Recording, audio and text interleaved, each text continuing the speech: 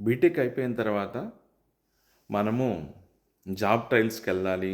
Jobs ఎలా apply చేసుకోవాలి తెలుసుకుంటున్నారు. మీరు ఒకటి గమనించుకోవాలి.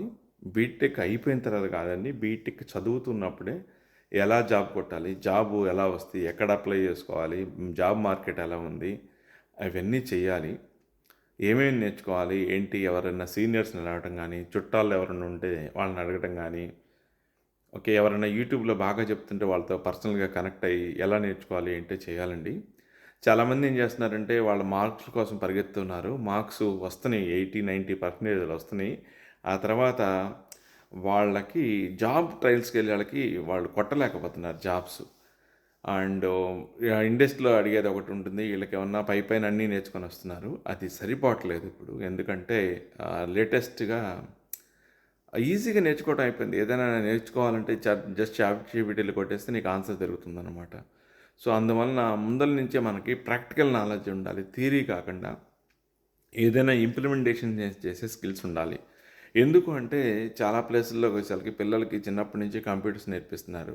మనకేదైతే వచ్చో మనం ఏదైతే బీటెక్‌లో నేర్చుకున్నామో వాళ్ళు చిన్నప్పుడే నేర్చేసుకుంటున్నారనమాట. వాళ్ళంతా మనకి కాంపిటీషన్ వస్తుంటారనమాట. సో, నేను మన చుట్టాల వరకు ఎక్కువ చెప్పాలనుకుంటున్నాను.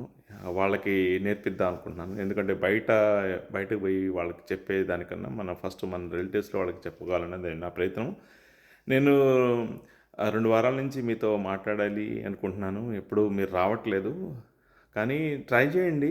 చాలామందికి మనం చెప్పడానికెళ్తే వాళ్ళకి మనం చిన్నతనంగా ఉంటాము. వాళ్ళకి మనకు లెక్క ఉండమని నేను చాలా రోజులు రాలేదు. కానీ నేను అలా వదిలేసిన వాళ్ళు ఇప్పుడు 1 ఇయర్ తర్వాత మళ్ళా నా దగ్గరికొచ్చి నేను వాళ్ళకి కోచింగ్ ఇస్తున్నాను. సో, ఇదేదో ఇప్పుడు నేను ఇక్కడికొచ్చిందా చేస్తుంది కాదు. నేను జాబ్ చేస్తున్నప్పటి నుంచి స్టార్టింగ్ నుంచి ఇది 2005లో జాబ్ చేస్తున్నప్పుడు విచ్ ఈస్ 20 ఇయర్స్ బ్యాక్. అప్పటి నుంచే మనము ఇంకొకరికి ఇలా చెప్పడము, సలహాలు ఇవ్వటము, సూచనలు ఇవ్వటము అన్నీ చేస్తాము. ఒక్కోసారి అయితే చాలా చేసినాను అన్నీ చెప్తే మళ్ళీ గొడవలయిపోతాయి. సో, మీరు రండి. మీరు ఏ కోర్స్‌లో ఏం అవసరమైతే నేను చెప్తాను డీటెయిల్‌గా. చిన్నగా స్లోగా నేర్చుకోవచ్చు.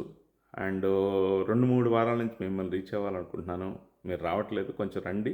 దీనివల్ల ఉపయోగం ఉంటుంది మీకు డెఫినెట్‌గా.